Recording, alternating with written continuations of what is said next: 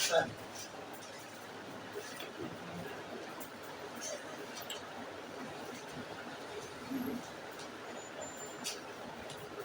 हाँ ऐसे दे रहे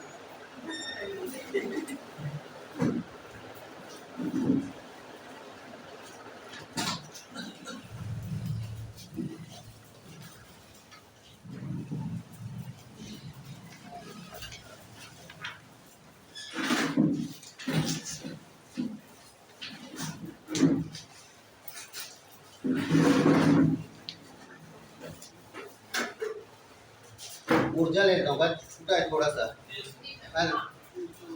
ठीक,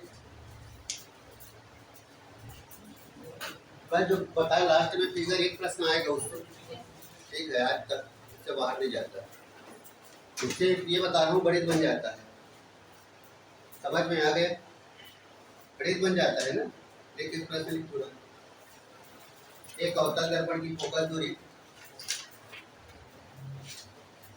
एक अवतल दर्पण की फोकस दूरी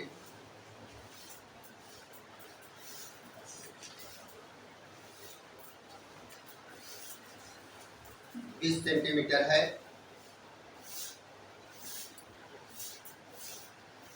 वस्तु को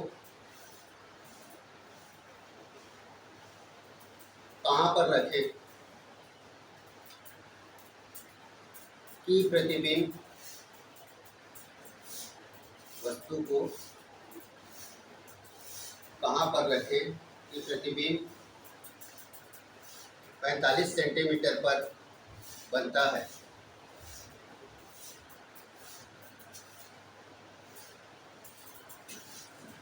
फलन ए बराबर 15,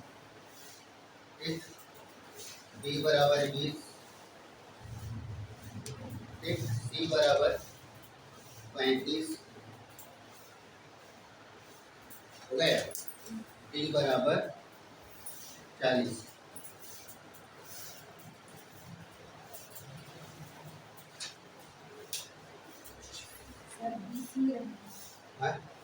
मैं तो भूल गया, तुम लिखते हो, बता मैं क्या बोल रहा हूँ।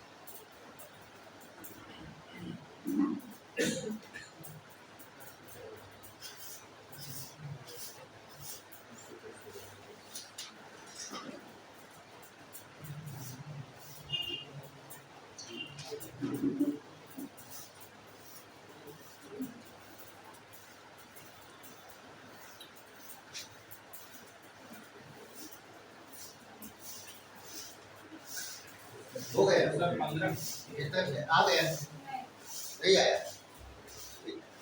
बना रहे हो तो कहने मतलब है बनाना ही नहीं है, क्या करना है? बनाना ही नहीं है।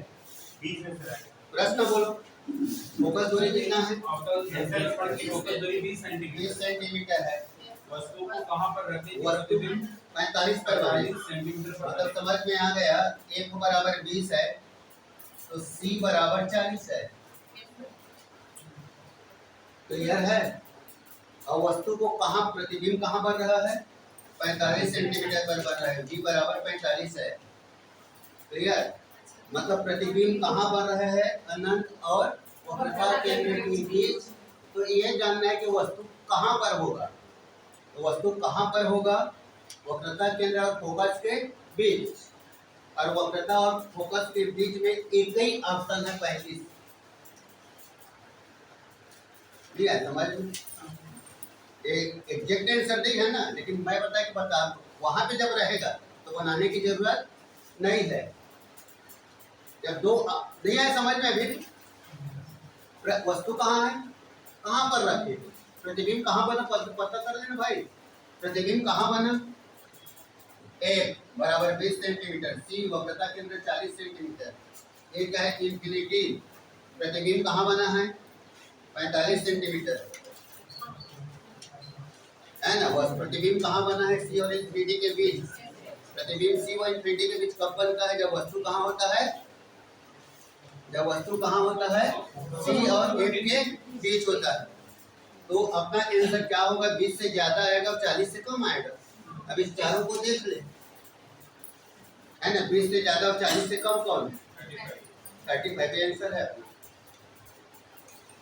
पेन नहीं चलाना है, जब वहां पे रहेगा। जब कब चलाओगे, जब दो आंसर है ऐसा, और एक बार देख लिए और दो आंसर है, समझ में आ गया।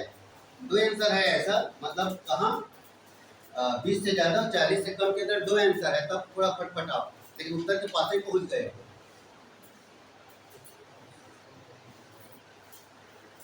तो गणित अपने आप बना देता है। तो यह समझ में अब भी है, मतलब इससे पता चल जाता है, दिख रहा है A बराबर 20 है, C बराबर 40 हो जाएगा। प्रतिबिंब कहाँ बना, 45 पर। तो यहाँ पे जब C और अनंत के बीच प्रतिबिंब कब बनता है, जब वस्तु कहाँ होता है, C और F के बीच होता है। आंसर है, हो गया। चलाना ही नहीं है पेन वगैरह ना।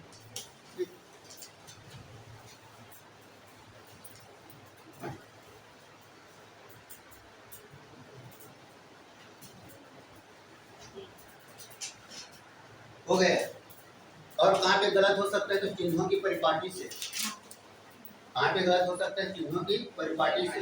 बाईं ओर की संपूर्ण दूरियां माइनस, दाईं ओर की दूरियां प्लस, चाहे वो लेंस हो चाहे दर्पण हो।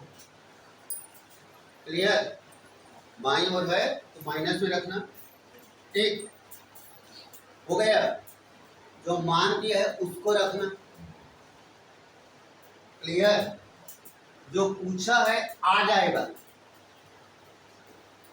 यदि अवतल दर्पण की फोकस दूरी ज्ञात करना पूछा है, तो उसका आंसर माइनस में ही आएगा, अवतल का। समझ में आ गया। वो एक पकड़ है, यदि प्लस में आ रहा है तो हमने गलत बनाए। समझ में आ गया, ठीक है। ठीक है, चलो क्या बताए, अवतल दर्पण, ठीक हो गया। और कौन सा अवतल दर्पण, हाँ अवतल लेंस। एक बराबर माइनस, आर बराबर माइनस, ये सही दे रहा हूं मैं, ठीक है। अवतल दर्पण और अवतल लेंस की फोकस दूरी क्या होती है, माइनस में होती है। वक्रता त्रिज्या भी क्या होती है, माइनस में होती है। क्लियर। और उत्तल लेंस और उत्तल दर्पण एक व आर दोनों किसमें होता है, प्लस में। जब भी गणित बनाओगे चिन्ह का उपयोग करोगे। एक अवतल दर्पण की फोकस दूरी 20 सेंटीमीटर, सुंदर। दोनों अवतल रहेगा, अवतल दर्पण हाँ अवतल लेंस, प्रतिबिंब नहीं बनाया जा रहा है, फोकस दूरी। एक अवतल दर्पण की फोकस दूरी 20 सेंटीमीटर है। समझ में आ गया। जब मान रखना पड़ेगा तो ऋण 20 रखोगे, जब मान रखेंगे तो ऋण 20, है ना। और जैसे क्या पूछा है, वस्तु की दूरी, वस्तु की दूरी जब आएगा तो उत्तर माइनस में ही आएगा, तो बनाए हो सही रहेगा। पकड़ है सब, पकड़। हाँ ठीक है, समझ में आ गया। मैं आऊंगा ना अभी आ रहा है, इसको मैं क्यों लिया, समझ में आ गया। ये कल बताया था। मैं ट्यूशन दूंगा, एक में नहीं बोलेगा, 2-4, एक बनने के बाद मन नहीं करेगा ना, 2-4 क्वेश्चन, उससे बाहर से नहीं आएगा। समझ में आ गया। F equal to r by two, F equal to r by two. एक अवतल दर्पण की फोकस वक्रता त्रिज्या, सरल इसे निपटा रहा हूँ। एक अवतल दर्पण की वक्रता त्रिज्या कितनी है, 20 सेंटीमीटर। फोकस दूरी ज्ञात करो। एक कितना है, 20/2 बराबर कितना है, -10। गलत हो गया, प्लस बोले तो यहाँ पे क्या रखना है, माइनस रखना है, आएगा -10। एक अवतल दर्पण की फोकस दूरी 20 सेंटीमीटर, वक्रता त्रिज्या 20 सेंटीमीटर। ठीक है। एक अवतल दर्पण की वक्रता त्रिज्या कितना है? 20 सेंटीमीटर। तो फोकस दूरी ज्ञात कीजिए।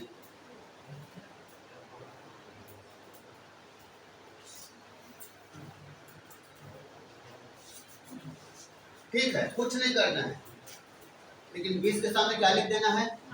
माइनस लिख देना, क्योंकि अपने को पता है क्योंकि फोकस दूरी और वक्रता त्रिज्या दोनों किसमें होती है? माइनस में। तो आंसर भी किसमें आएगा? माइनस में आएगा। ये तो लिखा है, आर का मान रखेंगे तो माइनस में, एफ का मान अपने आप माइनस में आ जाएगा। प्लस में आएगा तो गलत हो गया, ये आ गया। प्लस में आए तो उत्तल दर्पण आता है। उत्तल दर्पण रहेगा तब है प्लस में।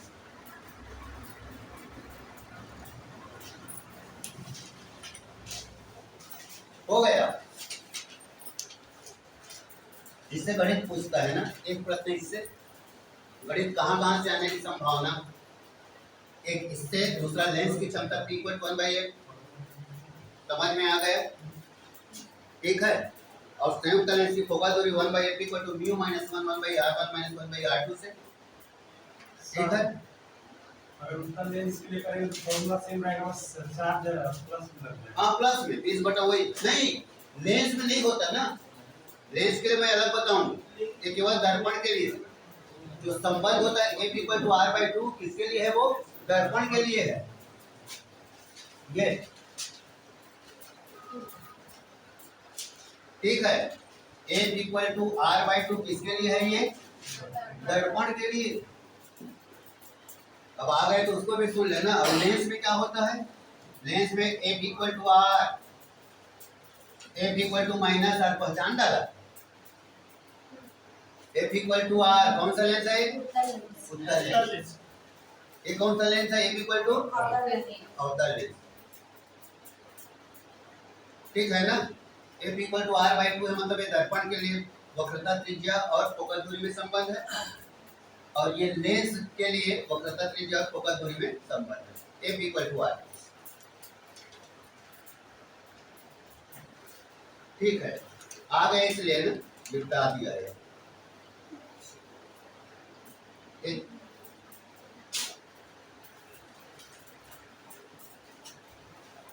सर जो आप आंसर का -10, उसमें प्रतिबिंब कैसा रहेगा? मतलब वास्तविक रहेगा तो कैसा रहेगा? पहचान है,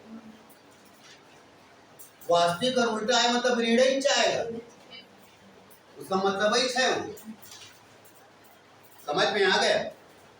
वास्तविक और उल्टा है मतलब क्या है? ऋणात्मक आएगा। क्यों ऋण आएगा? क्योंकि वो इस साइड बनेगा, इस साइड नहीं बनेगा। ये आई है, मुख्य अक्ष के ऊपर की लंबाई धनात्मक और मुख्य की अक्ष के नीचे की लंबाई ऋणात्मक। समझ में आ गया? और आवर्धन क्षमता होता है M = I/O, प्रतिबिंब की लंबाई बटे वस्तु की लंबाई। समझ में आ गया? तो एक को क्या करोगे? प्लस करोगे। ये ऊपर वाला क्या है? नीचे वाला ऑब्जेक्ट है तो प्लस में रहेगा, और ये माइनस में रहेगा, तो कुल मिला के किस में आएगा? माइनस में आएगा। क्लियर? सीधा का मतलब क्या होता है? दोनों ऊपर या दोनों नीचे। तो दोनों ऊपर है तो भी प्लस में है, मान दोनों नीचे है तो माइनस माइनस कट कर प्लस हो जाएगा। समझ में आ गया?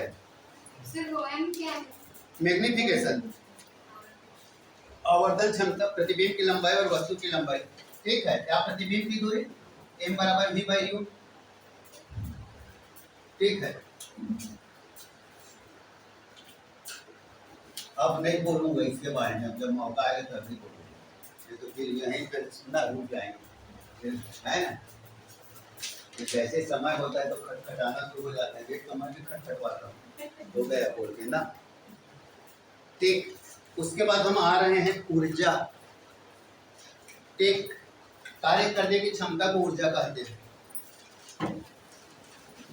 कार्य करने की क्षमता को ऊर्जा कहते हैं।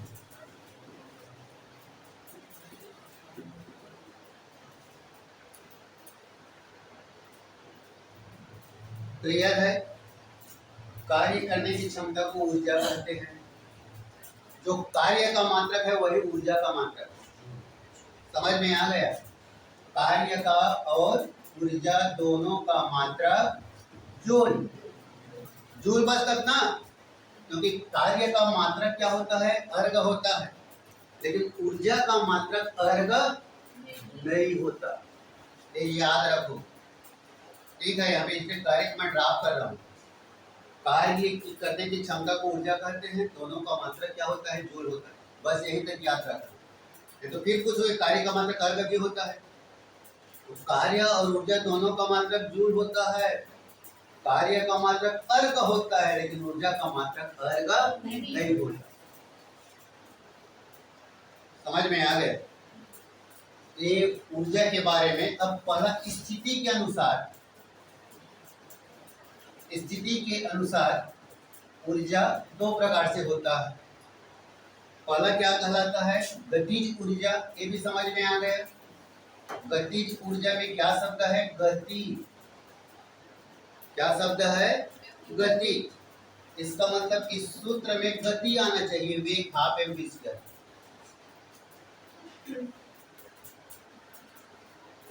समझ में आ गया? और दूसरा कहलाता है स्थितिज, स्थितिज ऊर्जा। ठीक है, और ये पहचान क्या है? एच आता है। क्या आता है? एच आता है। तो ये स्थिति के आधार पे ऊर्जा दो प्रकार से होता है। यदि कोई पिंड गति कर रहा है तो गतिज ऊर्जा है, और कोई पिंड स्थिति मतलब सतह से कहाँ है? ऊपर है, तो उसमें कौन सी ऊर्जा है? स्थितिज ऊर्जा है।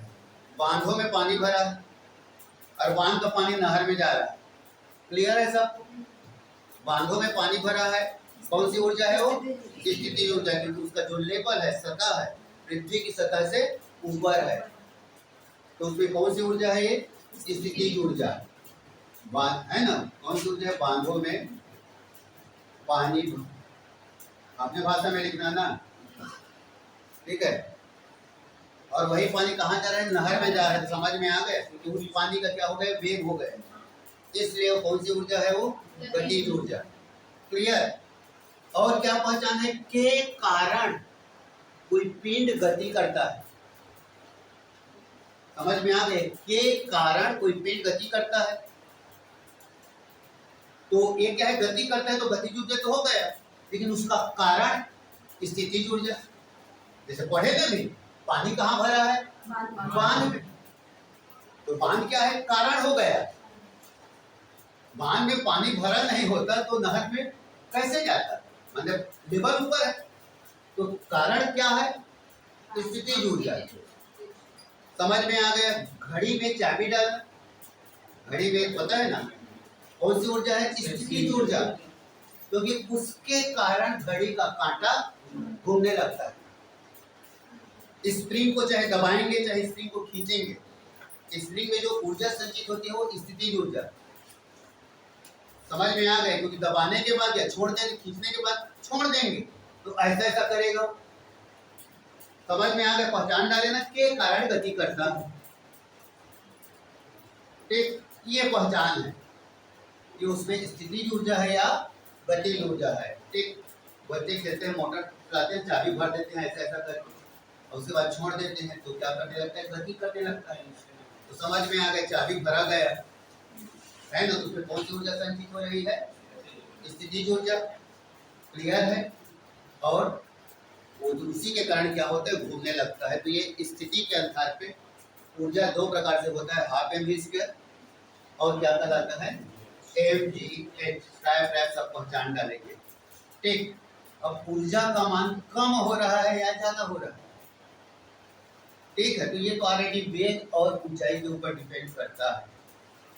बताया ना कि जब ऐसा अगर जा रहे हैं, ऊपर की ओर जा रहे हैं, नहीं पेंडुलम नहीं बताया, यहाँ था, यहाँ के बाद इधर जा रहा है, तो क्या कम हो रहा है? वेग कम हो रहा है, और क्या बढ़ रहा है? हाइट बढ़ रहा है।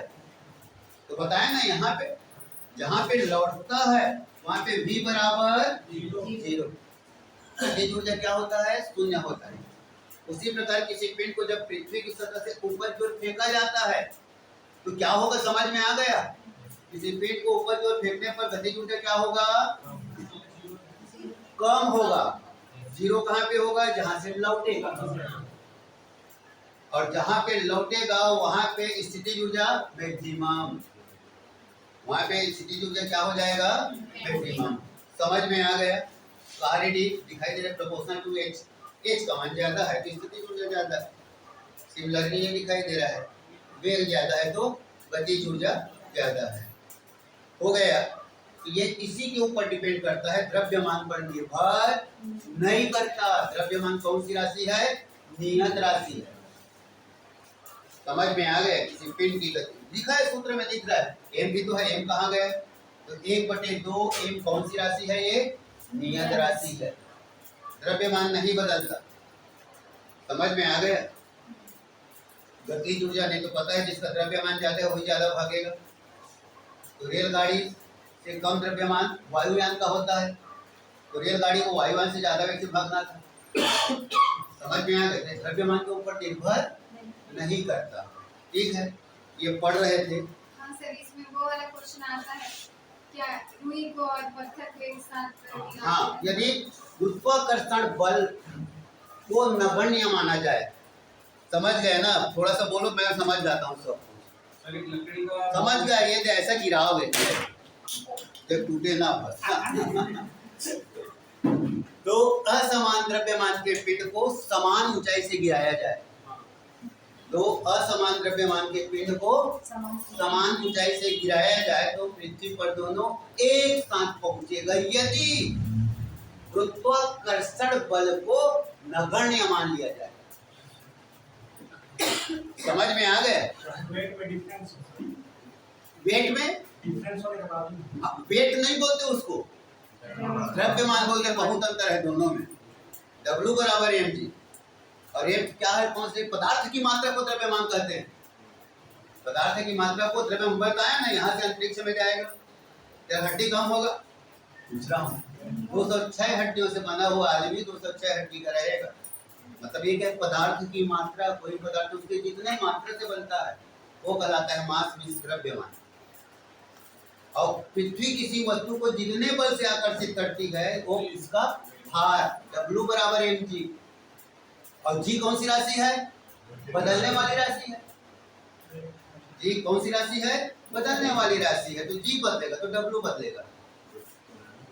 समझ में आया? g बदलेगा तब तो क्या बदलेगा? W बदलेगा। हो गया क्लियर? हाँ, तो क्या बोल रहे, क्या पूछ रहे थे? ये तो गिरा दिया ना, समझी ना? उसके लिए कंडीशन है, यदि गुरुत्वाकर्षण बल को नगण्य माना जाए, नहीं तो क्या होगा? गुरुत्वाकर्षण बल दिखा चुका हूँ, याद आया? F is proportional to m। गुरुत्वाकर्षण को नहीं लिखा है? दो concept, F is proportional to 1/r²। यदि हम गुरुत्वाकर्षण बल को नगण्य नहीं माने तो जिस पिंड का द्रव्यमान ज्यादा होगा वो पहले नीचे आएगा। समझ में आ गया? नहीं तो 10 किलोग्राम के बाट को रुई को पकड़ के मेरे सामने गिरा देगी और फिर पूछेगी ये तो पहले आ गया बाट। समझ में आ गया? तो वहां पे कौन प्रभावी हो गया? F। यदि F नगण्य हो तो समझ में आ गया, दोनों पृथ्वी पर एक साथ पहुंचेगा। एक कंडीशन, एक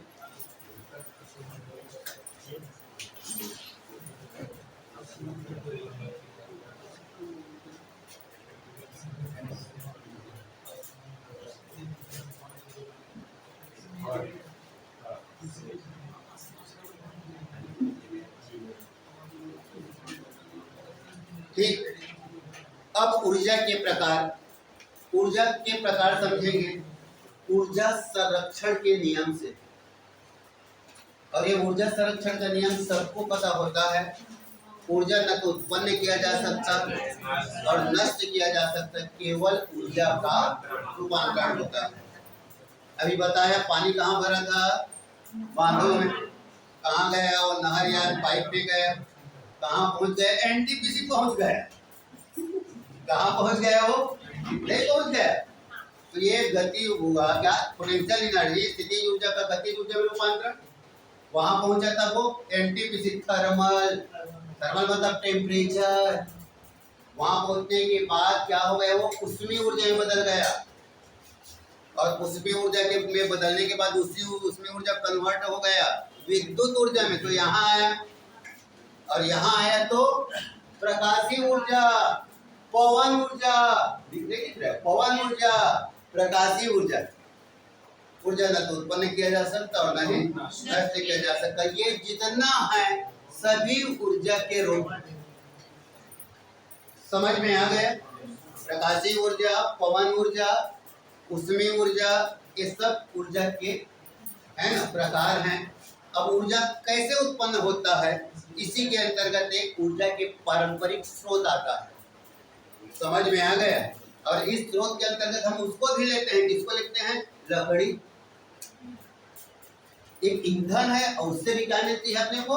ऊर्जा मिलती है। कोयला, पेट्रोलियम युक्त पदार्थ है ना, मिट्टी का तेल, डीजल, ये सब ऊर्जा नहीं है, ऊर्जा के स्रोत हैं। समझ में आ गया? और अभी जो ऊर्जा है, जो मुख्य ऊर्जा क्या कहलाता है? सौर ऊर्जा। कौन सा ऊर्जा कहलाता है? सौर ऊर्जा, नाभिकीय ऊर्जा, है ना। ये सब क्या है? ऊर्जा के प्रकार। ज्यादा डिटेल में अब नहीं जाएंगे, सब छोटा छोटा इसी में रुक जाते हैं तो अच्छे ठीक भी है। समझ में आ गया होगा ऊर्जा के प्रकार। मुख्यतः गणितीय व्याख्या में ऊर्जा का यही सूत्र होता है दो, और ये कहलाता है आइंस्टीन का द्रव्यमान ऊर्जा संबंध, E बराबर mc² हो गया। और प्लांक के क्वांटम सिद्धांत के अनुसार ये प्रकाश को बताया, प्रकाश की प्रकृति कभी कणों के रूप में होती है और कभी तरंगों के रूप में होती है। ये भारत की ऋषि का देन है जिसका नाम है कणाद। जो कण शब्द बना है ना, कणाद ऋषि से बना। फिर बाद में न्यूटन नामक वैज्ञानिक ने बताया न्यूटन के कणिका सिद्धांत, जिसको वो समझा पाने में असफल रहे। इसको समझा पाने में क्या रहे? वो असफल रहे। तब वहां पे आता है प्लांक के क्वांटम सिद्धांत से। समझ में आ गया? फोटॉन की ऊर्जा, मतलब प्रकाश छोटे छोटे कणों से मिलकर बना होता है। कणों के इन बंडलों को, इन पैकेटों को फोटॉन कहते हैं। अब प्रत्येक फोटॉन की ऊर्जा E बराबर hν। E बराबर क्या होता है? hν। समझ में आ गया? दोनों में संबंध स्थापित किया किसने? डी ब्रोगली नामक वैज्ञानिक। और वो क्या बताया? न्यूटन ने क्या बताया? कणिका सिद्धांत, कणों से मिलकर बना। हाइगन ने क्या बताया? तरंग से मिलकर बना। डी ब्रोगली ने बताया दोनों से मिलकर बना है। कभी इनकी प्रकृति कणों की तरह होती है और कभी इनकी प्रकृति तरंग की तरह होती है। समझ में गया? अर्थात इनसे प्रत्येक द्रव्य कणों के साथ तरंग संबद्ध होती है, इसलिए इसे कौन सी तरंगे कहते हैं? द्रव्य तरंगे कहते हैं। समझ में आ गया? एम सी एच न्यू, आवृत्ति है यहाँ पे ना। न्यू मतलब क्या है? ये आवृत्ति। एच न्यू बराबर C by lambda. C by lambda, C क्या है? वेलोसिटी ऑफ लाइट, प्रकाश का वेग है। और ये आया एम सी स्क्वायर, एक सी से एक सी कटा। समझ में आ गया? अब एम क्या है? द्रव्यमान है। सी क्या है? वेग है, वेग। और द्रव्यमान गुणित वेग बराबर संवेग। द्रव्यमान गुणित वेग बराबर संवेग। तो ये हो गया P equal to h by lambda, या lambda equal to h by P. Lambda equal to h by P. अब P का मान क्या होगा? जब m ही हो जाएगा तो कण प्रकृति है, और जब m c हो जाएगा तो तरंग प्रकृति है। क्लियर? ये ऊर्जा E बराबर mc², तीसरा सूत्र ना। ये हुआ चौथा सूत्र। और ये कहलाता है स्प्रिंग को दबाएं या खींचें तो दोनों में, स्प्रिंग में ऊर्जा संचित हो जाती है, स्थितिज ऊर्जा। और ये स्प्रिंग की ऊर्जा का 1/2 kx²। कहीं पर भी कोई सूत्र है जो इस फॉर्म में रहे, इस फॉर्म में मतलब भागे भी इसके फॉर्म में, समझ में आ गया? वो ऊर्जा का ही सूत्र है। कहीं पे देख के पहचान लेना किसका सूत्र है? वो ऊर्जा का। आंख बंद करके ऊर्जा लिखना, 1/2 Li², देखिए ना, 1/mc² kx² Li² mv²। कहीं पर भी इस फॉर्म में सूत्र आता है, आंख बंद करके लिखना है, तो उसका सूत्र है वो ऊर्जा का सूत्र है। तो ये पढ़ रहे थे, ठीक। उसके बाद उष्मा, इसको सिलेबस देखता हूँ और घड़ी देखता हूँ, काहे के भी जाता थोड़ा बहुत ना, बहुत कम लगता है इसमें ना, क्लास का लग रहता है। यहाँ पे टाइम का जो मार्जिन है बहुत कम समय मिला है ना, तो ऐसा लगता है कि मैं खुद संतुष्ट नहीं हो पाता, पढ़ा मजा नहीं आता।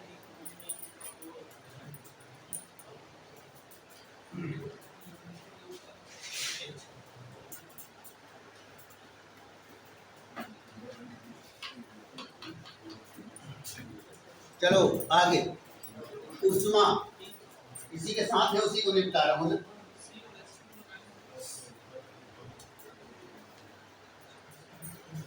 अब देखो उष्मा आ रहे हैं, उष्मा को कहाँ ले लिए, फिर ऊर्जा के साथ जोड़ दिए हम।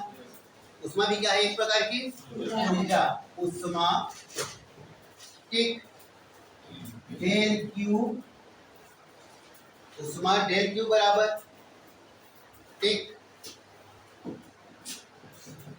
M S del T.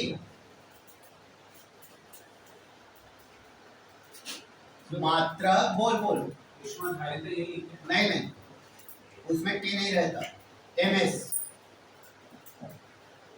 Calorie. उष्मा का मात्रक क्या है, कैलोरी। अब उष्मा क्या है, एक प्रकार की ऊर्जा है, इसलिए कैलोरी और जूल में क्या होता है, संबंध होता है। एक कैलोरी बराबर 4.18 जूल, या कहीं पे मिलेगा 4.2 जूल।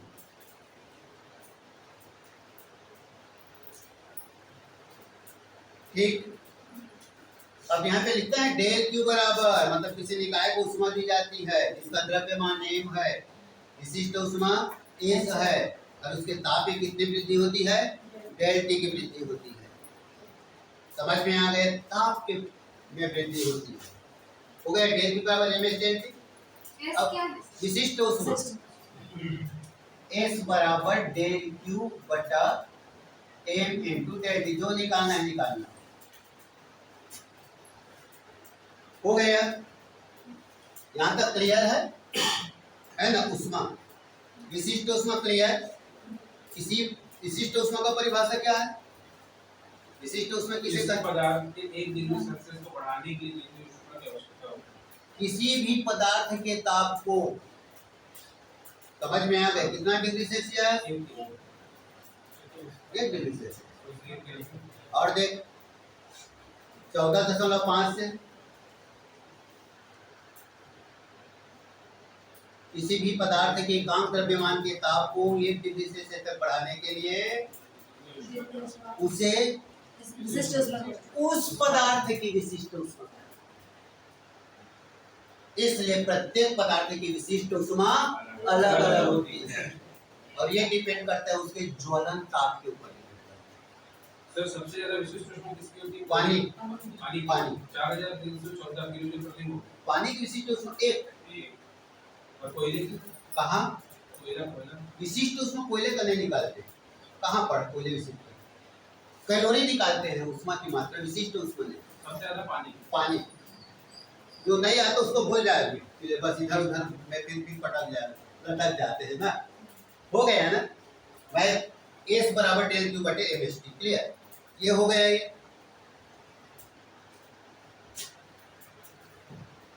ठीक, अब जब किसी वस्तु, अब यहाँ पे क्या होता है, विशिष्ट उष्मायन हो गया। विशिष्ट उष्मा, गैसों की विशिष्ट उष्मा, बहुत छूट जाएगा ऐसा लगता है, गैसों की विशिष्ट उष्मा कौन सा पीरियड है आगे, देख एनसीवी, गैसों की विशिष्ट उष्मा पहला स्थिर आयतन पर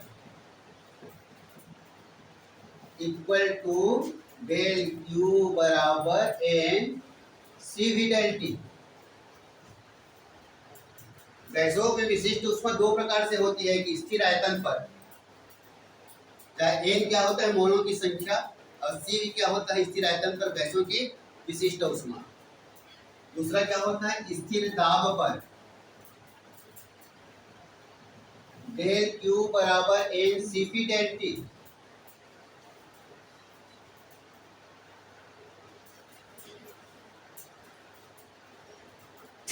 हो गया। सी पी बड़ा होता है सी वी से।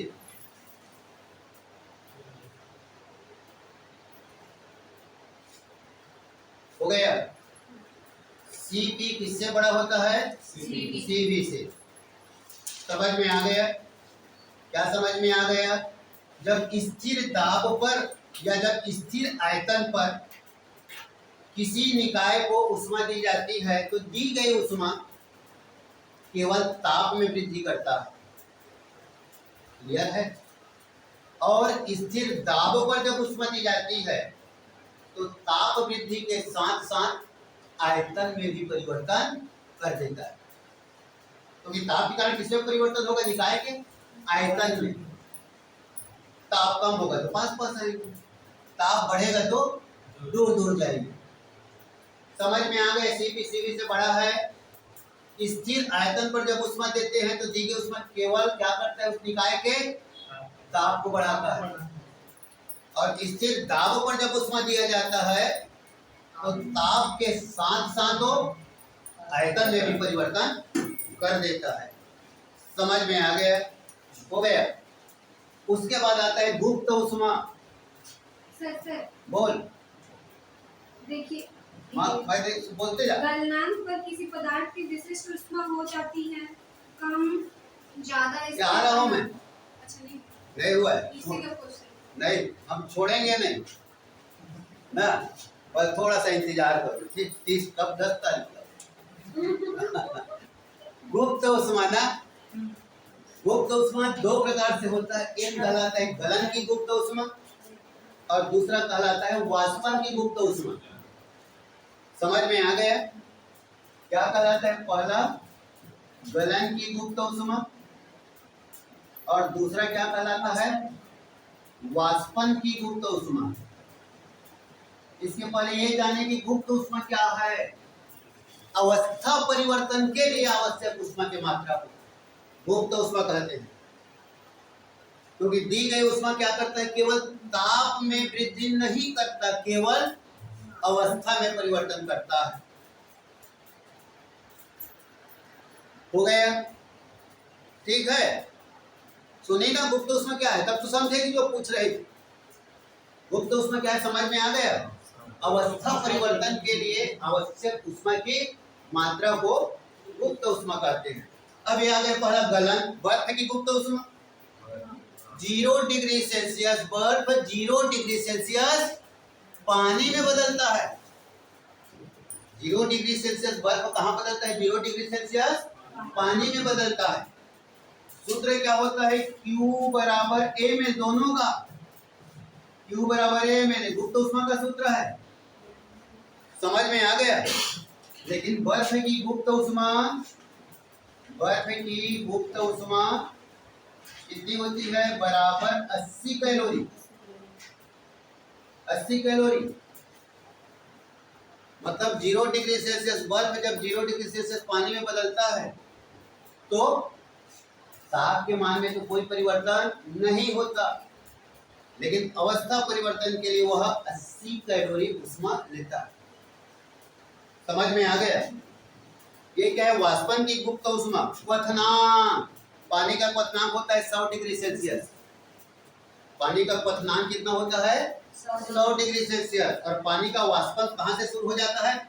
4 डिग्री सेल्सियस। पानी का ताप 4 डिग्री सेल्सियस, जल का ताप 4 डिग्री सेल्सियस से ऊपर होता है तो वाष्पन शुरू हो जाता है। तब तो पूरा तालाब खाली हो जाता है। नहीं देखे तालाब भरा है, गर्मी के दिन में खाली, हीटर लगा है क्या? नीचे नहीं लगा है ना। वाष्पन शुरू हो जाता है, वातावरण के ताप के ऊपर डिपेंड करता है ना। हाँ चल, 100 डिग्री सेल्सियस का पानी 100 डिग्री सेल्सियस बर्फ में बदलता है तो कितना? 536 कैलोरी। ये वाष्पन की गुप्त ऊष्मा। एक किसकी गुप्त ऊष्मा है? वाष्पन की गुप्त ऊष्मा। समझ में आ गए? 536 कैलोरी अतिरिक्त ऊष्मा लेता है। हो गया। इसलिए खौलते हुए जल के अपेक्षा उसी ताप के भाप में जलना ज्यादा कष्टकर होता है। समझ में आ गए? क्योंकि पानी का ताप भी 100 डिग्री सेल्सियस और भाप का ताप भी 100 डिग्री सेल्सियस, लेकिन भाप में 536 कैलोरी अतिरिक्त उष्मा होती है। समझ में आ गया? 536 कैलोरी क्या होता है? अतिरिक्त उष्मा होती है। सर क्वथनांक क्या होगा? यही तो बताया ना, क्वथनांक नहीं है समझ में? पानी का क्वथनांक समझ में आया? कितना बताया मैं? 100 डिग्री सेल्सियस। उसके बाद उसके ताप के मान में कोई परिवर्तन नहीं होता। समझ में आ गया? उसके बाद क्या हो, समझ में आ गया? चाहे उसे कितना भी उष्मा देंगे, मैं बोल रहा हूँ सब सुन रहे हैं ना, किसी को वस्तु को उष्मा देंगे तो ताप क्या होगा? उष्मा देंगे। ताप बोलना, अरे उष्मा देंगे तो ताप क्या होगा? नहीं वो नहीं बोल पा रहे तो मैं कैसे पता चलेगा? समझने के लिए उष्मा देंगे तो ताप बढ़ेगा कि नहीं, ये पूछ रहा हूँ। मन एकदम अशांत बोल रहे। और देंगे उष्मा तो ताप, और उष्मा देंगे तो ताप नहीं बढ़ेगा। यही बोल रहा हूँ। जैसे 100 डिग्री सेल्सियस होगा उसके ताप के मान में कोई वृद्धि नहीं होगी, चाहे उसे कितना भी उष्मा दिया जाए। ये प्रश्न समझ में आ गए? हो गया ये मुक्त उष्मा। उसके बाद विभिन्न पैमाने ताप को मापने के लिए अलग अलग वैज्ञानिकों के द्वारा अलग अलग पैमाने का आविष्कार किया गया। और ये भी वैज्ञानिक ऐसे थे जिनको नाम नहीं मिले, सबको अपने नाम के ऊपर रख दिया। सेल्सियस पैमाना, ताप ताप ताप में ले लेते हैं इसको। ये आया नहीं, इसके बाद ताप जो एक्स्ट्रा रहेगा मैंने जब वो आएगा तो छोड़ दूंगा। समझ में आ गया? हो गया। ये पहला क्या है? सेल्सियस पैमाना। क्या होता है? 0 से 100, मतलब समझ जाना कुल भागों की संख्या कितनी होती है? 100, जिसका प्रथम बिंदु 0 डिग्री सेल्सियस, अंतिम कितना होता है? 100। दूसरा क्या होता है? फारेनहाइट। हाँ, कुल 32 अंश F से 212 भागों की संख्या 180। तीसरा क्या होता है? केल्विन। 273 373 भागों की संख्या 100। और एक चौथा होता है न्यूमर, हो गए 0 से 80 भागों की संख्या 80। ठीक, चारों पैमाना के आधार पर क्या बनाया? एक संबंध बनाया जो कहलाता है C/5 बराबर F ऋण 32/9 बराबर K ऋण 273/5 बराबर R/4। किसी भी एक पैमाने में ताप यदि ज्ञात हो, ठीक, तो उसे इस सूत्र की सहायता से अन्य पैमानों में बदला जा सकता है। ठीक है, ये प्रश्न देते हैं ना अक्सर, वह कौन सा ताप जो सेल्सियस और फारेनहाइट में क्या होता है? बराबर होता है। यहाँ पे x रखोगे तो हल करने के बाद -40 आ जाता है। और इतने बार वो पूछ चुका है कि मेरे को लगता है अब जिंदगी भर नहीं पूछेगा ना, जब देखो तब पूछा ही देता है। तो इसका सबका एक सलूशन है। वहां पे C और F के स्थान पे क्या रखेंगे? हम x रखेंगे। माना वह ताप x है, तो हल करेंगे तो वो क्या होता है? आ जाता है। तो ये किसी में वो तो उदाहरण रखने का नहीं था वो, लेकिन इतने बार देने के बाद वो याद हो गया है। समझ? इसमें अगर ये मतलब 2 डिफरेंट टेम्परेचर के पानी को मिलाने पे जो लास्ट वाला टेम्परेचर क्या होगा? मैं आ रहा हूँ, छोड़ूंगा ही नहीं। सब आ रहे हैं उसका -40 डिग्री है ना? हाँ, -40 करके देख सकते हो ना। कैलकुलेट किया उसने। हाँ, केवल इतना बचाना है। और माना वह ताप x है, तो C और F के स्थान पे क्या लिखेंगे? x लिख लेंगे, बस हो गया। उसके बाद है नहीं इधर उधर। ठीक, क्लियर है यहाँ तक? बस इतना ही ड्रापना। अब आगे कहलाता है मिश्रण का नियम। मिश्रण का नियम बराबर क्या होता है? दी गई उष्मा बराबर ली गई उष्मा।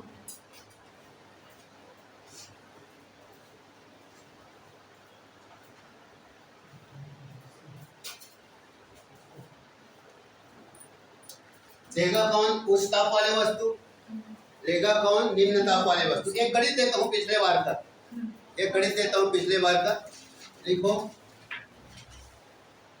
बर्फ, 1 किलोग्राम बर्फ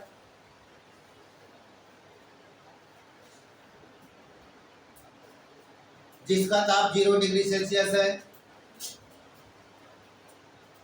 ठीक, 9 किलोग्राम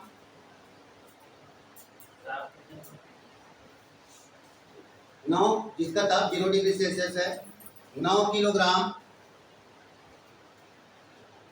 पानी जिसका ताप 50 डिग्री सेल्सियस है को आपस में मिलाया जाता है। वो ठीक है ना, यही प्रश्न पूछ रही थी ना। हाँ सर, लेकिन उसमें ऑप्शन 42 दिया है। नहीं मैं बता रहा हूँ जो भी आएगा, 42 नहीं दिया, 37 दिया होगा, जो भी दिया है हल करेंगे। अब हल करके बताते हैं ना। हो गया, देखना मैं भूल गया क्या वो बोला। हाँ, 50 मिलाया जाता है तो मिश्रण का ताप, तो मिश्रण का ताप होगा। हो गया, ठीक। अब सबको यहाँ पे लिख लेते हैं। क्या लिखना पड़ेगा? पानी का द्रव्यमान M1, पानी की विशिष्ट उष्मा S1, ठीक, पानी का ताप, ठीक, T1 बराबर 50 डिग्री सेल्सियस, ठीक, बर्फ का ताप T2 बराबर 0 डिग्री सेल्सियस, बर्फ का द्रव्यमान बराबर कितना? 1 किलोग्राम, और यहाँ पे कितना है? 9 किलोग्राम। हो गया, ठीक। बर्फ की गुप्त उष्मा बराबर 80, ठीक। मिश्रण का ताप बराबर T बराबर क्या?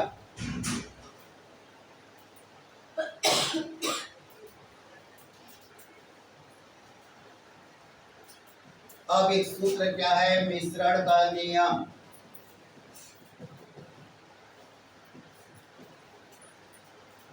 दी गई उष्मा बराबर ली गई उष्मा। बहुत सरल भाषा में समझा रहा हूं ना। तो यहाँ पे जब सूत्र डायरेक्ट लिखते तो गड़बड़ा जाता है, किसको ले आगे किसको ले पीछे। समझ में आ गया ना? बिल्कुल क्लियर, कोई भी प्रश्न नहीं छूटेगा इतना से, ठीक है। अब दी क्लियर है ना? दी गई उष्मा लिखा तो उष्मा कौन देगा यहाँ पे? जिसकी ज्यादा है पानी उष्मा देगा, तो पानी वाले को लिखो M1 S1, है ना। और पानी का ताप T1, पानी के ताप में क्या आएगी? कमी आएगी, क्योंकि बर्फ में मिलाएंगे, इसलिए T1 is greater than T। Clear है?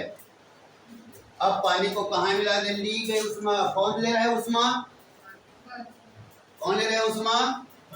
बर्फ ना। तो बर्फ उष्मा लेकर क्या करेगा? पहले अवस्था में परिवर्तन करेगा। पहले किसमें परिवर्तन करेगा? अवस्था। नहीं कुछ समझ में आए? जब हम बर्फ को उष्मा देंगे तो क्या होगा? पहले अवस्था में परिवर्तन करेगा, उसके बाद ताप बढ़ेगा।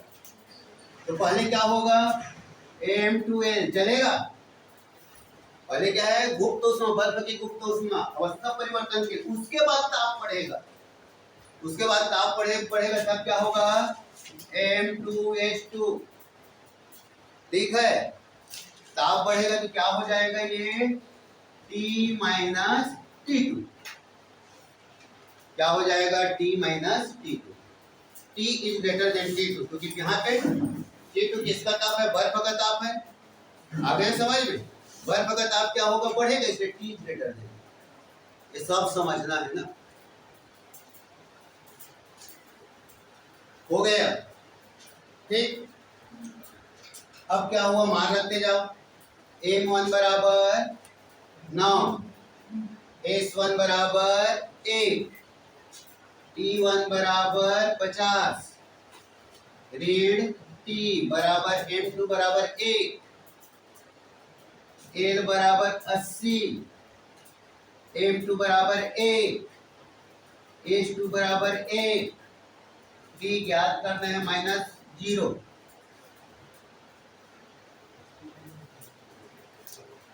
सब क्लियर है ना? ठीक है। अब कितना आया, ये हो गया 9 ना, 9 में गुणा करो, 9 पंचे 45, 450 माइनस क्या हुआ 9t,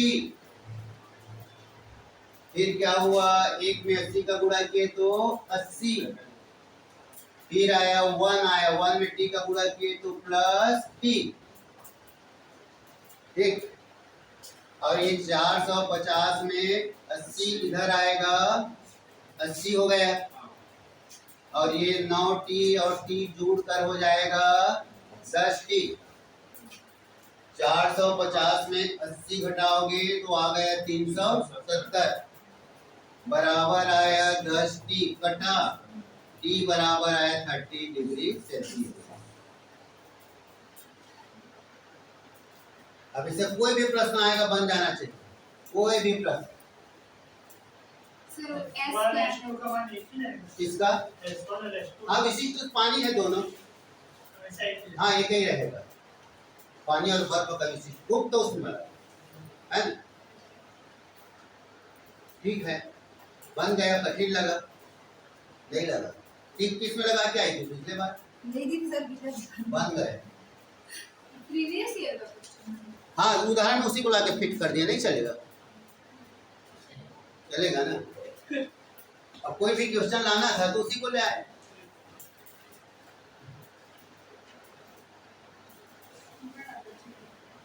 हो गया। अब दी, केवल दी गई उष्मा निकालना है। समझ में आ गया कि किसके बर्फ के ताप को कहाँ बढ़ाने के लिए कितनी उष्मा की आवश्यकता होती है। तो दी गई उष्मा बराबर ली गई उसमें केवल डेल क्यू बराबर एमएसटी का उपयोग करना है। इसका उपयोग करना है, एमएसटी का उपयोग करना है, ठीक है। सब फॉर्मूला यही रहेगा पहला वाला। नहीं, कैलोरी में आएगा आंसर। नहीं जैसे दूसरा क्वेश्चन आता है जैसे कार्टेशियन तो इसी से ही बनाएंगे। हाँ, ये मिश्रण का नियम, इससे कोई नहीं है, दूसरा कोई सूत्र नहीं। हाँ, केवल अवस्था परिवर्तन के लिए कितनी उष्मा की आवश्यकता हो रही है मान लो, तब अभी लिखे ना डेल क्यू बराबर क्या होता है, बर्फ को क्या कर रहे हैं, उष्मा दे रहे हैं। तो पहले किस में परिवर्तन हो रहा है, अवस्था में परिवर्तन हो रहा है, ठीक है। और साथ में क्या हो रहा है, ताप ms T2 माइनस टी। समझ में आ गया कितना डिग्री बढ़ाने के लिए, मान लो समझ में आ गए। बर्फ के ताप को कितना, 0 डिग्री सेल्सियस। प्रश्न है, ठीक। 1 किलोग्राम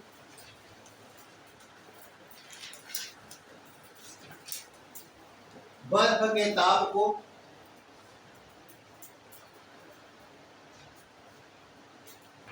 10 डिग्री सेल्सियस तक बढ़ाने के लिए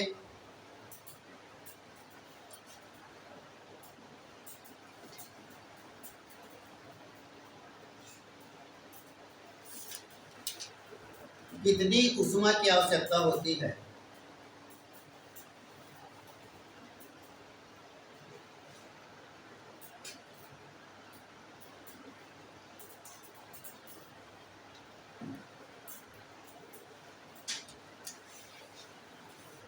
क्लियर है ना?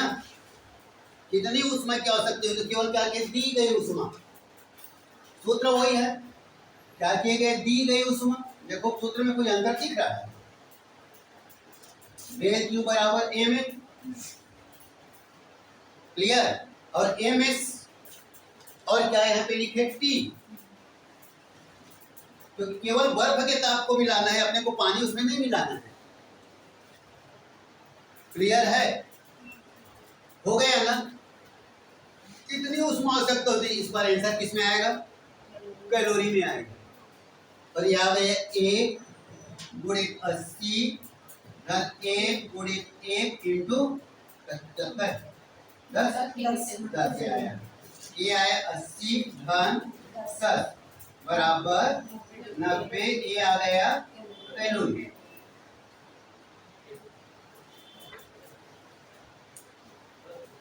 द्रव्य हमारा रहता तो और ज्यादा पड़ता। ये 1 किलोग्राम है इसलिए 1 में आ गया ये। ठीक है, तो जहाँ पे कैलोरी पूछा कितनी, देखो सेम लेफ्ट राइट दोनों कोई अंतर नहीं।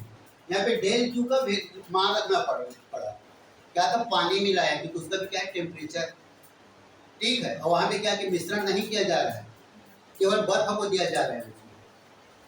तो कितने उसमें क्या आवश्यकता होगी ये समझ में? ऐसे क्वेश्चन किया था ना कि 40 डिग्री सेल्सियस को 60 डिग्री सेल्सियस पानी मिलाने पे क्या होगा लास्ट? वही तो किए, तो सर उसमें तो बुक में ना M1 T1 plus M2 T2 वाला फॉर्मूला वही तो किया हूँ मैं। तो मैं उस फॉर्मूला से की थी तो आंसर 45 आ रहा। ये पहचानना पड़ेगा पहले। ठीक है, उसका मतलब समझ में आ गया, जिसका टेम्परेचर ज्यादा रहेगा उसको लेफ्ट साइड पे रखना है। अब कैसे मान के रखी है मेरे को क्या पता। दी गई उष्मा बराबर ली गई उष्मा, है ना? और ये आता है न्यूटन के शीतलन का नियम। क्यों समझ में आ गया? अभी आएगा न्यूटन के शीतलन का नियम, शीतलन की दर Q1 माइनस Q2/T। ठीक है, वो समझ गए, उससे है न्यूटन का शीतलन नियम से। इसका प्रश्न वहां से है। ठीक, टाइम तो हो गया, बोझ भी लग रहा होगा। नहीं सर, सर अभी आपको क्वेश्चन बताया उसमें बर्फ है, बर्फ की जगह अगर पानी रहता है तो एमएन जो इक्वेशन उसका उपयोग नहीं करना। नहीं करेंगे। हाँ, पानी के ताप को इतना बढ़ाने के लिए कितनी उसमें क्या आवश्यकता तो होगी? एमएन को उपयोग नहीं करना। एमएल को उपयोग नहीं करना है। एमएल को उपयोग कब करेंगे? जब अवस्था परिवर्तन करना है। ठीक,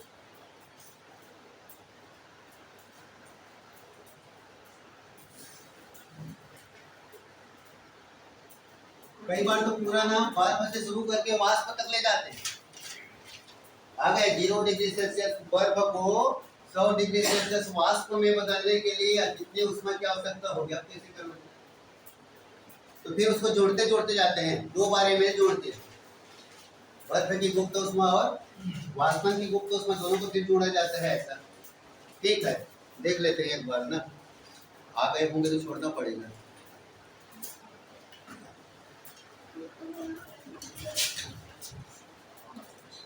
आ गए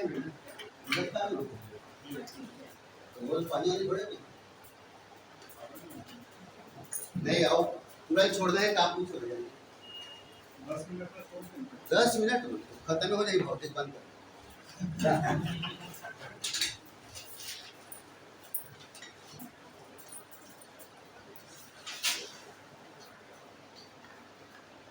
संघनन और ऊर्ध्वपातन, यहाँ पे जो सिलेबस को ले रहा हूँ ना, इसलिए संघनन क्या है समझ में आ गया।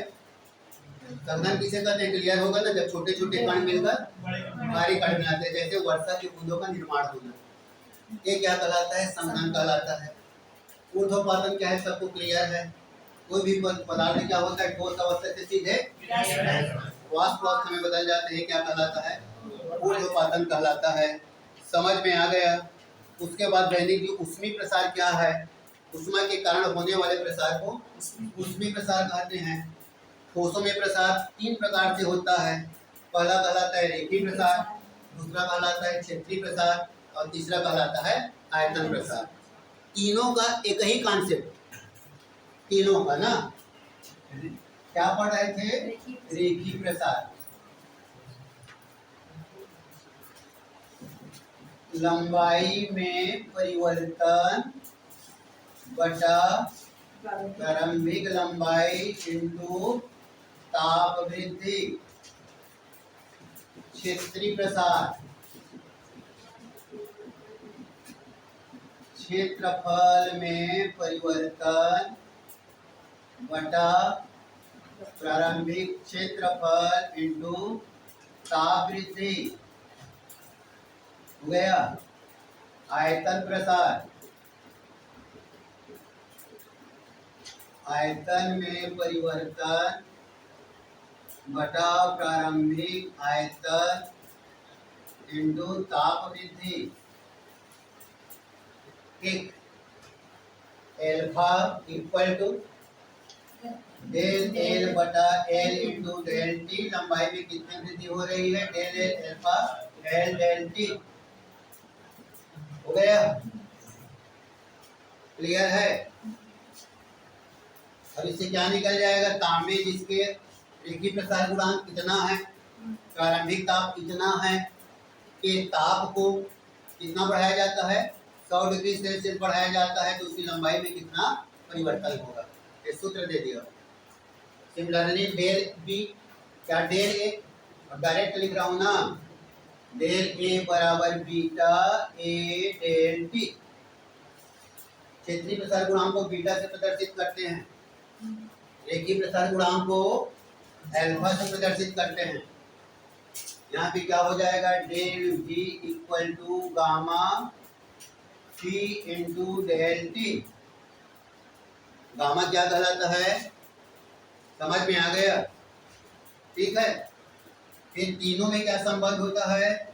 Beta equal to 2 alpha. क्षेत्रीय प्रसार गुणांक समझ में आ गए? रेखीय प्रसार गुणांक का दुगुना होता है। गामा इक्वल टू क्या होता है? 3 अल्फा।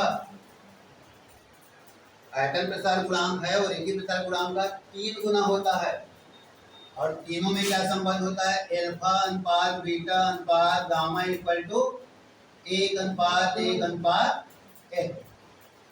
ये पढ़ रहे थे क्या? प्रसार गुणांक। ठीक। ऊष्मा के कुचालक एवं सुचालक, किसी भी पदार्थ की चालकता, किसी भी, क्लियर है ना ये? किसी भी पदार्थ की चालकता, सर बोल। बीटा 2 हाँ, गामा अल्फा है तो फिर वहाँ 1 1 1 की क्या चीज? वो जो एक अनुपात हाँ, 1 अनुपात 2 अनुपात 3। हाँ, वो 1 अनुपात 2 अनुपात 3। देख कितना फायदा है चश्मा लगाने का। बता रहे मेरा चश्मा निकल गया है, ऊपर देख ही नहीं पाया। चल हो गया ना? ठीक बोले, ठीक छूट गया। ये दिख रहा है, अल्फा में 1, बीटा में 2, गामा में 3। रेखीय प्रसार गुणांक, क्षेत्रीय प्रसार गुणांक और आयतन प्रसार गुणांक में ये संबंध। क्या बोल रहा था?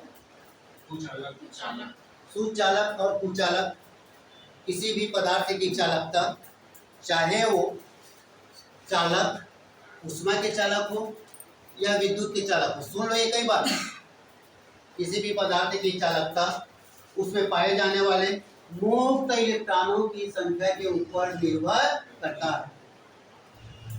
किसके ऊपर निर्भर करता है? मुक्त इलेक्ट्रॉनों की संख्या। जिसमें मुक्त इलेक्ट्रॉन पाए जाते हैं वो सुचालक कहलाते हैं, जिसमें मुक्त इलेक्ट्रॉन नहीं पाए जाते वो कुचालक पाते हैं, और जिसमें मुक्त इलेक्ट्रॉन कुछ कुछ पाए जाते हैं वो अर्धचालक कहलाते हैं, सेमीकंडक्टर। क्लियर है?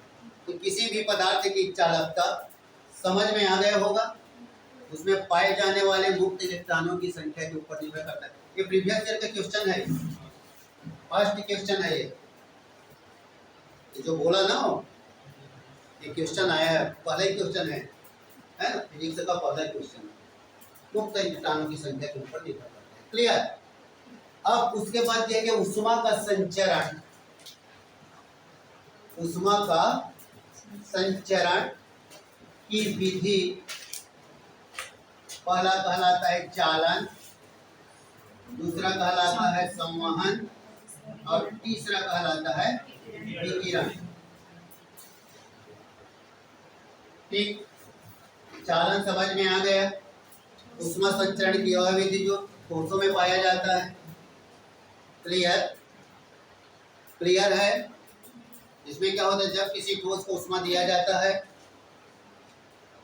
तो ठोस का पहला अणु ऊष्मा अवशोषित कर गर्म हो जाता है, फिर वो दूसरे अणु को दे देता है, दूसरा अणु तीसरे अणु को दे देता है, अर्थात अणु अपने स्थान से स्थानांतरित नहीं होते। संवहन कहाँ पाया जाता है? द्रवों में भी पाया जाता है और गैसों में भी पाया जाता है।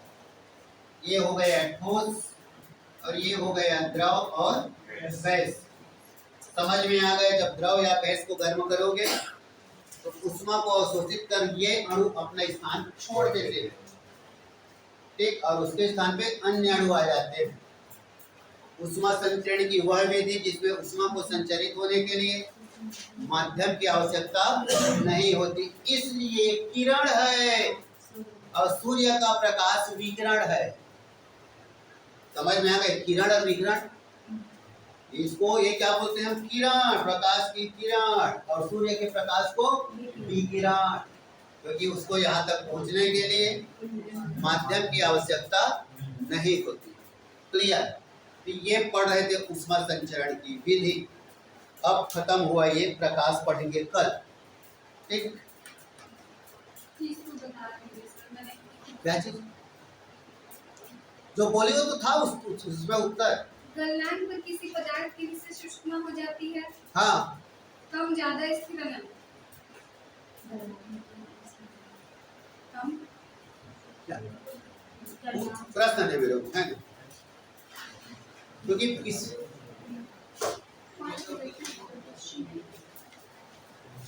गलनांक पर किसी पदार्थ की विशिष्ट ऊष्मा हो जाती है ना। सूत्र लिखना है ना, कम लिखा है, स्थिर लिखा है, ज्यादा लिखा है, अनंत लिखा है। सुन डाली। और अभी हम एक प्रश्न लिए थे, बर्फ गल रहा था, बर्फ क्या हो रहा था? गल रहा था। तो उसका विशिष्ट उसमें क्या लिखे? ml था, M2H2 लिखे ना, और क्या लिखे? L लिखे। तो बर्फ जब गल रहा था, गलने के पहले क्या था वो? पानी था, पानी, बर्फ था, बर्फ। समझ में आ गया? फिर गल गए तो किसने बदल गया? उसका विशिष्ट उसमें बदले थे क्या? देखे? अरे पानी था ना, तो विशिष्ट उसमें एक नहीं लिखे थे यार। और उसके बाद वो किसमें बदल गया? बर्फ में। तो बर्फ को विशिष्ट उसमें कितना लिखे थे? विशिष्ट उष्मा स्थिर रहता है। समझ में आ गया? विशिष्ट उष्मा उस पदार्थ की, प्रत्येक पदार्थ की एक विशिष्ट उष्मा होती है। पानी की विशिष्ट उष्मा एक ही होती है, काहे बोल रहे हैं? पानी की विशिष्ट उष्मा एक होती है, काहे बोल रहे हैं? वो तो टेम्परेचर है ना, बदल सकता था ना, ताप बढ़ने से, ताप कम होने से। लेकिन देखो, पानी का विशिष्ट उष्मा एक था, बर्फ में विशिष्ट उष्मा कितना है? एक है, स्थिर रहता है। हो गया? ले, S equal to constant। सब कुछ पॉसिबल। ये सुन ले पहले, किसी भी पदार्थ को दी गई उष्मा निम्न कारकों पर निर्भर करता है। समझ में आ गया? निम्न कारकों पर निर्भर करता है। पहला, del Q is proportional to M। पदार्थ का द्रव्यमान जितना अधिक होगा, उसको गर्म करने के लिए उतना ही ज्यादा उष्मा की आवश्यकता होगी। पानी थोड़ा गर्म कर रही, इतना पानी नहीं है, समझ में? दोनों पानी है ना, जितना ज्यादा उसका द्रव्यमान होगा, उसको गर्म करने के लिए उतनी ही ज्यादा उष्मा की। दूसरा होता है del Q is proportional to del T। उसके ताप को जितना ज्यादा बढ़ाना चाहेंगे, उतना ज्यादा क्या देना पड़ेगा? उष्मा देना पड़ेगा। और दोनों से ही ये सूत्र आता है, del Q is proportional to M into del T। और इसी प्रोपोर्शनल टू को हटा के जब 12 लगाया जाता है, तब लिखते हैं S डेल T, जहाँ S इक्वल टू कांस्टेंट। यहाँ S क्या है? कांस्टेंट है। समझ में आ गया? चलो, वो विशिष्ट उष्मा है। विशिष्ट उष्मा है, चाहे S पदार्थ की विशिष्ट उष्मा। इसी से आता है जो सूत्र आया ना, डेल Q बराबर mH T, ये इसी से आता है, दोनों से।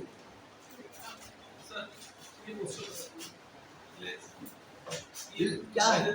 लेंस है। कल पूछ लेते तो ठीक।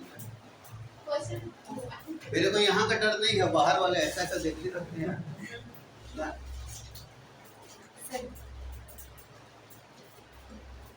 बड़ा क्वेश्चन है क्या मेरा?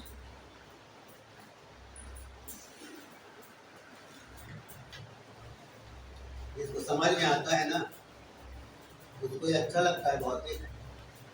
कुछ इसको कुछ आता है सर, कुछ कुछ तो एकदम ऊपर।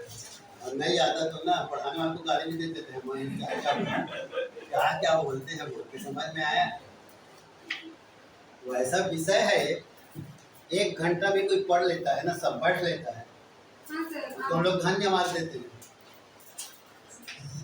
सही समझ में आ गए? हाँ, ये तो मनहर बना,